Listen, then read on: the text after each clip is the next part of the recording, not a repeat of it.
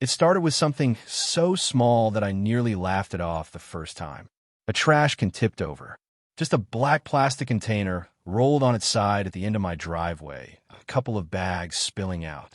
Windy mornings weren't unusual in our neighborhood, so I thought little of it at first. I bent down, scooped the bags back inside, and pushed the can back upright.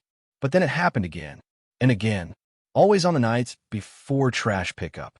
I'd lived in Maplewood Estates for nearly 10 years. A quiet, middle-class suburb with tree-lined streets, porches that saw more rocking chairs than teenagers, and an HOA that believed itself to be the final authority on beauty, order, and harmony. Most of us played along. We paid our dues, kept our lawns tidy, painted our fences the approved shade of white. But not everyone was content just to follow the rules. Some, like Karen Wilcox, lived to enforce them. Karen was the kind of woman who wore her sunglasses even when the sky was overcast. She had a sharp bob haircut, a voice that could cut glass, and the uncanny ability to be everywhere at once.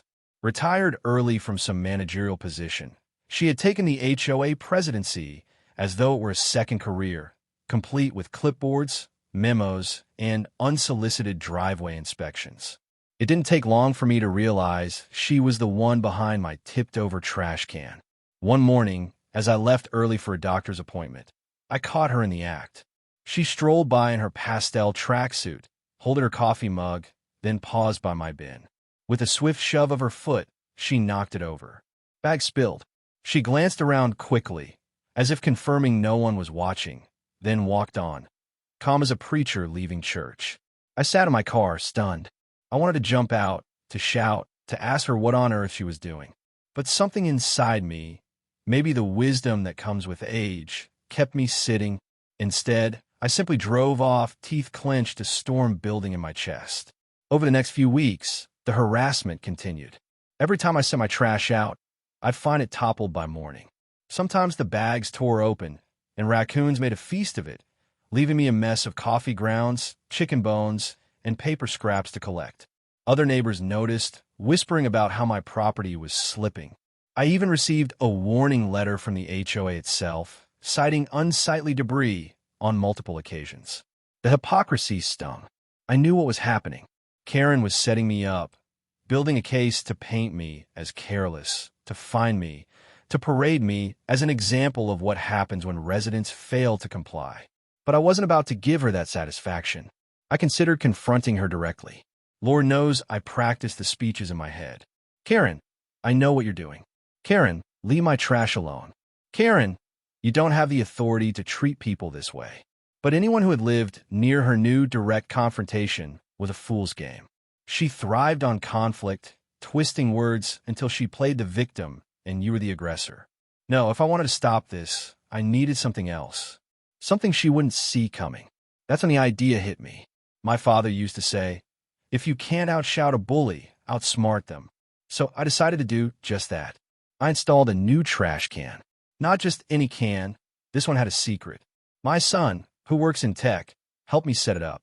On the outside, it looked ordinary. The same black plastic, the same city-issued number stenciled on the side. But hidden inside the lid was a small motion-activated camera powered by a rechargeable battery pack and synced straight to my phone. I positioned the can carefully, angled to capture not just the driveway, but the sidewalk too. The first night I put it out, I almost couldn't sleep. I felt like a fisherman waiting for a tug on the line. Morning came, and sure enough, there it was. The notification pinged on my phone at 6:12 a.m. I opened the footage, and there she was, Karen, in her baby blue tracksuit, coffee mug in hand, strolling up with her little smirk. She looked around, then casually shoved the can over. Bag spilled. She shook her head, as if disappointed in me, then kept walking. I laughed out loud. I finally had her. For a moment, I debated what to do. Send the footage straight to the HOA board? Call the police and report vandalism? Confront her with it directly? Each option played out in my mind like a courtroom drama. But again, my father's voice echoed. Patience wins wars. I decided to wait. Over the next 2 weeks, I collected more footage. Every time, like clockwork, Karen strutted by and knocked my can. Each time, the camera caught her clear as day. By the end, I had a whole gallery of her mischief. I even caught her one morning trying to kick the lid itself off, as if she wanted to prove dominance over a hunk of plastic. Finally, the opportunity arrived. The HOA scheduled its monthly meeting open to all residents. These meetings were usually dull affairs, budget updates, landscaping proposals, the occasional complaint about teenagers' music. But that night, I walked in with a purpose. The room was half full, folding chairs set up in neat rows.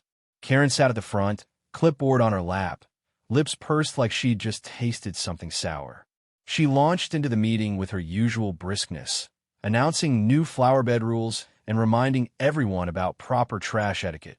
My neighbors murmured, some nodding, others rolling their eyes. When the floor opened for resident concerns, I stood. My knees are what they used to be, but I rose steady and tall.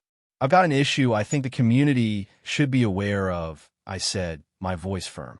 Karen's eyes narrowed, suspicion flashing across her face. I've been receiving citations for trash violations, I continued. But what most of you don't know is that my trash cans weren't falling over by accident. Gasps rippled through the crowd. Karen shifted in her chair. If you've had trouble securing your trash, she interjected smoothly, that's hardly the HOA's fault. I raised my hand. I thought that too, until I installed a camera. And I caught the culprit red-handed. With that, I pulled out my phone, opened the footage, and cast it to the projector screen they use for presentations. There, in high definition, was Karen, shoving, kicking, knocking over bag after bag. Her tracksuits in different colors like a twisted fashion show. The room fell silent. Someone chuckled. Then laughter broke out, low at first, then swelling until even the stoic Mr. Henderson in the back row was wiping his eyes. Karen sat frozen, her face red as a ripe tomato. I let the video play, then pocketed my phone.